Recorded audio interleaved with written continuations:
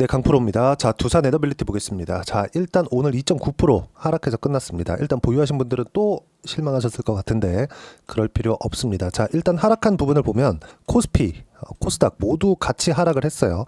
하락한 이유는 하나입니다. 트럼프 대통령이 또 엔비디아에 규제를 걸었습니다. 중국 쪽으로 들어가는 H20, 그쵸? 저가형 GPU입니다. 이쪽까지도 중국을 통제하겠다. 이게 원래 지난주에 풀어줬었거든요. 근데 또 막았어요. 장난치는 것도 아니고. 물론 저는 뭐 미국이 잘 됐으면 좋겠다, 중국이 잘 됐으면 좋겠다, 굳이 따져봐라 그러면 미국이 잘 됐으면 좋겠습니다. 근데 요즘 하는 걸 보면 뭔가 대통령이면 그렇잖아요. 정책으로 내가 강하게 뭔가 드라이브를 걸 게 있으면 어떻게 진행이 될 거고 앞으로 어떤 그 최소한의 가이드라인을 제시를 해줘야 되잖아요. 그게 없어요. 예를 들어서 관세, 중국, 너네 나 필요 없어 들어와. 근데 지금 미국의 물가는 엄청나다는 소식이 계속 전해지고 있죠.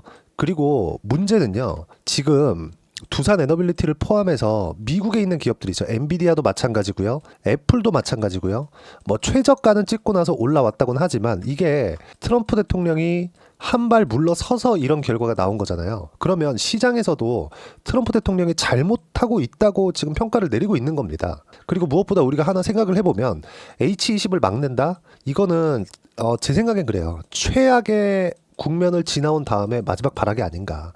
예를 들어서 그렇습니다. 관세를 100% 매겨요. 자, 100% 매기면 어떻게 되나요? 자, 중국에서 들어오는 물건에 관세를 100% 매겨요. 그러면 미국에서 들어오는 물건, 그리고 다른 쪽에서 들어오는 물건보다 중국에서 들어온 이 100%를 매기더라도 더 싸면 어떻게 될까요? 미국에서 공격하는 이 관세 공격이 중국엔 타격이 없는 겁니다. 그렇잖아요? 관세는 누가 내죠? 미국 국민들이 내요. 그리고 수입업자가 냅니다. 그러면 우리가 여기서 하나 더 생각해 볼 수 있는 게, 물론 올라가는 것 자체가 중국에서 지금 강세로 하고 있는 게 제조업이잖아요. 제조를 싸게 해서 납품을 싸게 한다. 근데 이거 어떻게 보면요, 이런 식이거든요. 예를 들어서 A기업과 B기업이 있다고 칠게요. A기업의 엔비디아예요. 그러면 B기업은 엔비디아의 상대 기업이겠죠. 이 상대 기업이라는 게 경쟁 기업을 이야기를 하는 겁니다. 이게 미국에서 AMD라고 쳐볼게요. 그럼 이 둘 사이에 계속 싸울 텐데 이 싸우는 과정에서 엔비디아가 지금 이겨서 엔비디아가 말도 안 되는 가격을 받고 있는데 싸우는 과정에서 어떻게 될까요? 경쟁을 계속해서 하겠죠. 경쟁하는 과정에서 뭐가 나올까요? 기술의 발전이 나오는 겁니다. 더 싸게 더 좋은 물건을 발전 나오고 얘네를 이기면 엔비디아가 독점하면서, 그쵸? 시장을 전부 다 아도친다. 이런 관점으로 가야 되는데 관세, 자국 보호, 이 보호를 하기 위해서 기술의 발전도 막고 있는 게 아닌가. 그리고 지금 제가 두산 에너빌리티를 이야기를 하면서 왜 이런 이야기까지 하느냐 이렇게 보시는 분들이 있을 것 같은데, 두산 에너빌리티도 이야기를 드릴 겁니다. 근데 두산 에너빌리티는 지금 이쪽 구간이 있죠. 1월과 2월달 이렇게 강세를 보였었던 이 구간에서는요, SMR 관련된 모멘텀이 없었으면 절대로 이런 상승을 만들어내지 못합니다. 근데 SMR 쪽으로 확장시켜 갈 수 있는 게 미국이에요. 그리고 미국에서 SMR을 확장시켜가는 부분은 AI 때문에 그렇습니다. 그러면 엔비디아를 포함해서 지금 미국 기업들 있죠. 빅테크 기업들. 이걸 빼놓고 볼 수 없다는 겁니다. 그리고 1월과 2월 달에 뭐 다들 보셨겠지만 딥시크 관련된 이야기들. 딥시크를 H20으로 만든 겁니다. 근데 챗 GPT나 뭐 구글도 마찬가지고 테슬라도 마찬가지고 AI를 만들고 있는 지금 그 기업들 있죠. 여긴 지금 뭐라고 있느냐? H100 그리고 지금 새로 신제품으로 나온 GB200 이런 쪽으로 만들고 있다는 거죠. 이들의 가격 차이는 사실상 5분의 1, 10분의 1 수준 이 정도까지 큽니다. 그러면 상대적으로 중국이 계속 규제를 하니까 이 규제하는 환경 속에서 딥시크를 만들어냈고, 딥시크로 인해서 나스닥이 뭐 지금은 그것보다 더 많이 빠졌지만 그때 당시에 하루에 5%씩 빠지고 이런 부분들이 발생한 이유가 여기서 나오는 겁니다. 자, 그러면 어쨌든 간에 관세 관련된 게 잘 됐든 잘못됐든 간에 트럼프는 계속해서 이 강대강 대치를 하고 있고, 중국 너네가 들어와, 난 중국 필요 없어, 자꾸 이렇게 이야기를 하고 있는데 미증시는 지속적으로 흔들리고 있다는 거죠. 그리고 이런 과정에서 한국 시장도 영향을 피해갈 수 없다. 자, 그러면 우리가 봐야 되는 부분이 뭐냐? 트럼프 대통령의 시간입니다. 언제까지 이런 강한 어조나 어투나 공격을 할 수 있을까요? 지금 25년 4월 16일인데 4월 16일 이제 4월달 다 끝났다고 치고 5월달부터 시작해서 올해 7개월 남았습니다. 그럼 7개월이 지난 그 이후에는 뭐죠? 26년도가 되죠. 26년도 말 11월달에는 미국의 중간선거 있어요. 한국으로 따지면 총선입니다. 미국의 총선, 즉 중간선거는 2년에 한 번씩 합니다. 4년마다 대선 있죠. 그리고 이 4년마다 하는 대선 할 때 중간선거 같이 하고요. 2년 지나면 중간선거 또 합니다. 무슨 얘기냐? 2년마다 국회의원들을 갈아치운다는 소리예요. 물론 재신임을 받는 경우가 많죠. 그러면 여기서 어떤 부분이 되냐면 이제 한 6개월, 7개월 정도 지나잖아요. 그러면 어쩔 수 없이, 그쵸? 어쩔 수 없이 선거 국면, 선거 분위기가 나올 겁니다. 그럼 트럼프가 지금처럼 할 수 있을까요? 그때가 나오기 전에 무언가 성과를 내야 돼요. 그동안 유권자들한테 이야기를 했었던 그 성과를 내기 위한 정말 최악의 발악이 아닌가 이렇게 생각이 됩니다. 물론 이런 과정에서 미국의 물가도 잡아야 되고 지금 미국의 물가가 엄청납니다. 근데 이건 4월 달부터 관세가 시작이 됐기 때문에 이쪽에서 사재기한 물량, 그쵸? 기업들이 관세가 앞으로 진행이 되니까 먼저 물건을 선적해 오는 것까지 포함해서 이게 다 소진되잖아요. 뭐 그럼 6월달, 7월달 이렇게 지난다고 칩시다.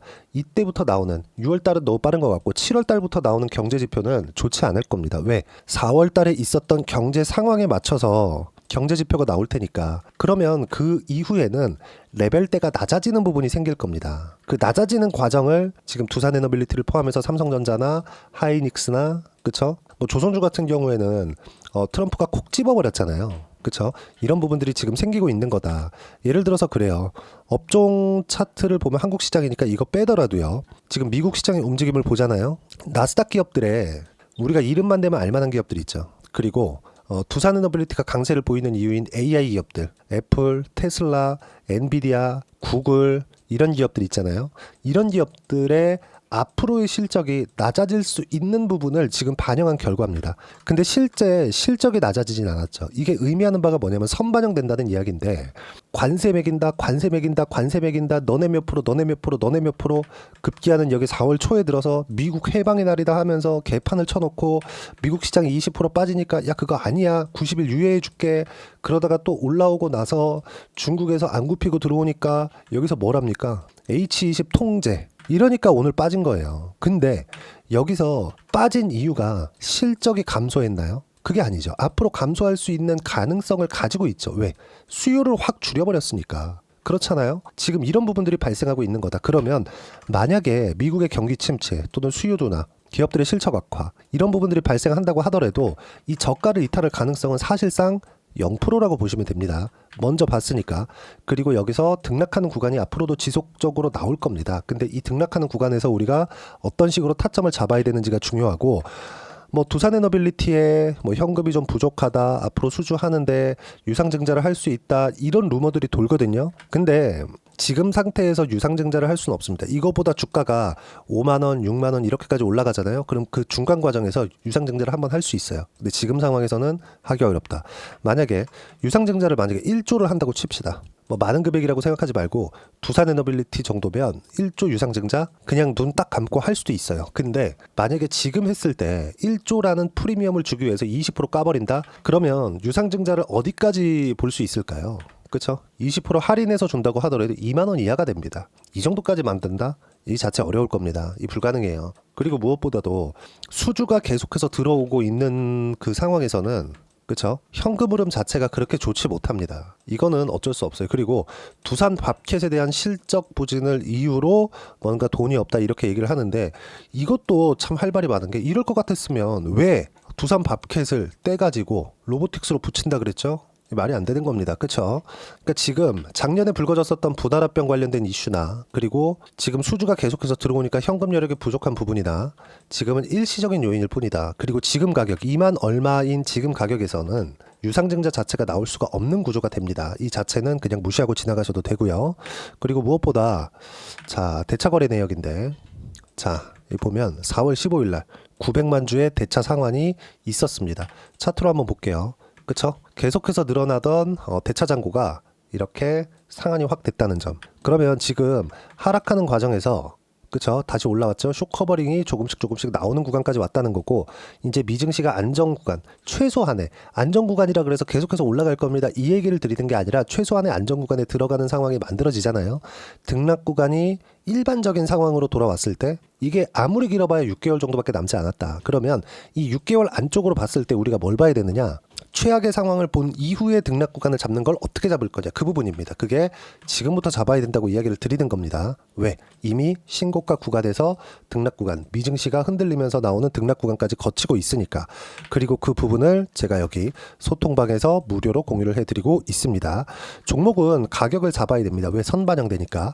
근데 이 종목에 대한 가격을 잡기 위해서는 시장의 안정화가 필수적으로 필요하기 때문에 소통방에서 시장 관련된 이야기, 그리고 종목들을 어떻게 공략을 해야 되는지 제가 하나하나 무료로 공유를 해드리고 있어요. 쭉 보시면, 자, 오늘 같은 경우에 4월 16일 같은 경우에 코스피 코스닥 약세, 트럼프 엔비디아 수출 규제 때문이다. H20 GPU 수출 제한 때문이고, 엔비디아 제한은 메모리 반도체 수요 감소로 연결된다. 그래서 한국 시장이 하락한 부분은 삼성전자 하락, 하이닉스 하락, 이런 부분들이 나왔기 때문입니다. 자, 그럼 전체적으로 시장이 빠지니까 어떻게 돼요? 두산에너빌리티도 단기간에 반등도 좀 나왔겠다, 이격이 좀 발생을 했으니까 그 이격을 좁히는 과정에서 조정이 나온 거고, 그런 부분에 대해서 설명을 드린 거고요. 주도주는 유지한다. 그리고 그 주도주는 쭉 보시면 조선, 원전, 바이오, 대선 정책주 쪽으로 우리가 몰아갈 필요가 있고요. 이 내용 모두 다 무료로 공유를 해드리고 있으니까 구독과 좋아요 눌러주시고 댓글 하나씩 달아주시면 무료 입장 가능하고요. 입장 링크를 공유해드리기 위해서 여기 010-8713-1916으로 구독이라고 문자 보내주시면 소통방 입장 링크를 순차적으로 공유를 해드리도록 하겠습니다. 자, 그러면 소통방에서 진행하는 내용을 그대로 같이 매매를 했을 때 어느 정도까지 수익을 볼 수 있는지, 그 부분은요, 자, 제가 실제 제 계좌 내용을 오픈해가면서 이야기를 드릴게요. 자, 신고가 이후에 매매하죠. 왜 이럴까요? 싸게 사지 않고 올라가는 거 확인하고 매매를 하는 겁니다. 신고가, 주도주, 가격이 먼저 반영하는 선반영 구간에 있기 때문입니다. 그런 결과, 자 보세요. 57%씩 이렇게 수익 구간이 있죠. 그리고 추가적으로 더 올라가고 나서 이격을 좁히는 과정에서 다시 매수 구간을 잡아갖고 또 수익 구간에 있다. 그리고 하나오션을 제가 여기 2월 초에 매도를 했잖아요. 이런 과정에서 삼성중공업, 그쵸? 삼성중공업 어때요? 매도하고 나서 같은 조선주로 이동을 한 겁니다. 17% 수익 구간. 이런 식으로 수익 구간이 계속해서 만들어지고요. 그리고 여기 보시면 최근에 ABL 바이오 엄청나게 많이 올랐죠. ABL 바이오.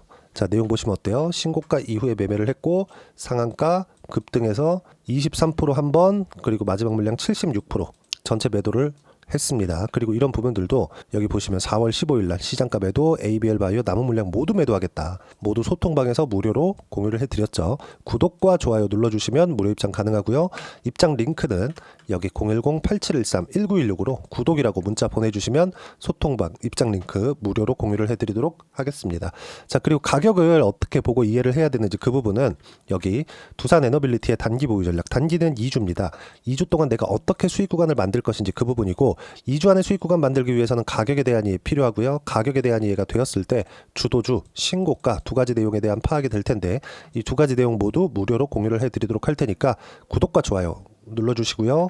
여기 010-8713-1916으로 두산 에너빌리티라고 문자 보내주시면 단기 가격 전략 함께 공유해드리도록 하겠습니다. 자, 시장이 많이 혼란스럽습니다. 앞으로도 그렇겠죠. 등락 구간이 클 테니까. 근데 최악의 상황은 지나왔어요. 이 최악의 상황이 지나온 과정에서 뭐 이제 한국 같은 경우에는 조기 대선 구간도 있고요. 그렇죠?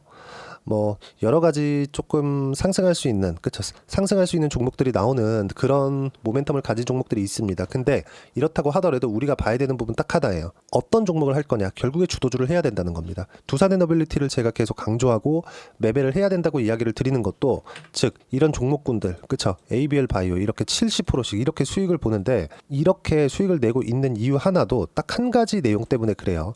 선반영되는 종목군들을 찾자. 그게 가격에서 나온다. 이것처럼 앞으로 4월과 5월달까지 해서 어떤 종목을 공략해야 되는지 제가 딱 한 종목만 준비를 해놨으니까 영상 끝까지 시청하시고요. 모든 분들이 성공 투자하셨으면 좋겠습니다. 자, 여전히 시장은 녹록지 못합니다. 이런 상황이 벌어지는 건 어쩔 수 없습니다. 이런 상황에서도 수익이 나는 종목들의 구조는 변하지 않습니다. 즉 대시세 종목에 대한 구조는 변하지 않는다는 거고, 실제 제가 소통방에서 지속적으로 이야기를 드리고 있는 내용도 대시세 종목이나 시장 주도주를 공략하는 건 철저하게 가격 분석을 하라고 이야기를 드리고 가격 분석 이후에는 이슈에 대한 파악 그리고 이슈를 파악하고 나서는 다시 내가 얼마에 매수할지 그 타점에 대한 부분을 지속적으로 언급을 하고 있습니다. 자, 근데 생각해 보세요. 시장이 굉장히 어려웠습니다. 어려운 상황에서의 어떤 종목들이 강했냐 보면 반도체와 그리고 바이오입니다. 자, 실제 여기 보면요.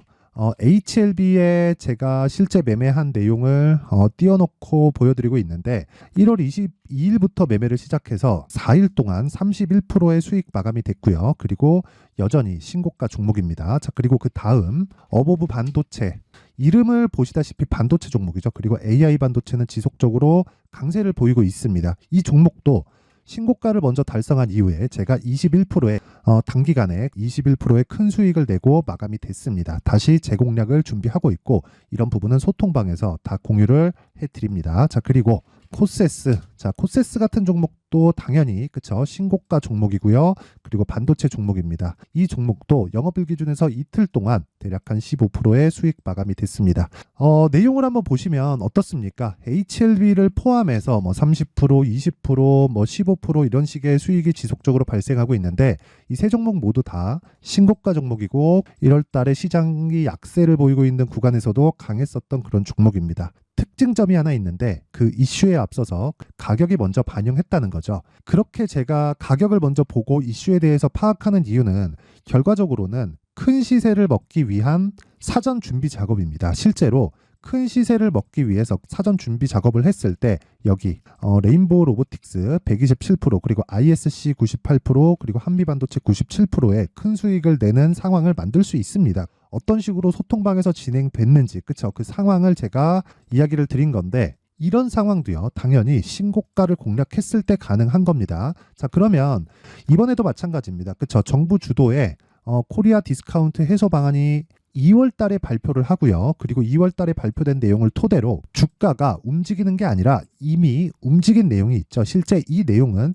크게 중요한 게 아니라는 겁니다.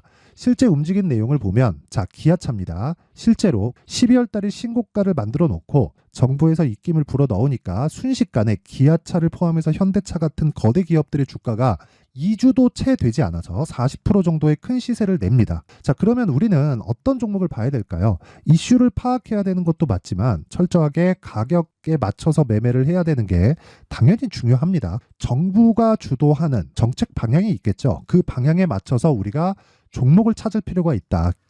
자, 그러면 답이 나왔습니다. 정부가 주도하는 방향에 맞춰서 제2의 기아차를 찾는 게 지금은 중요하다. 근데 정부 정책의 방향에 맞게 가자.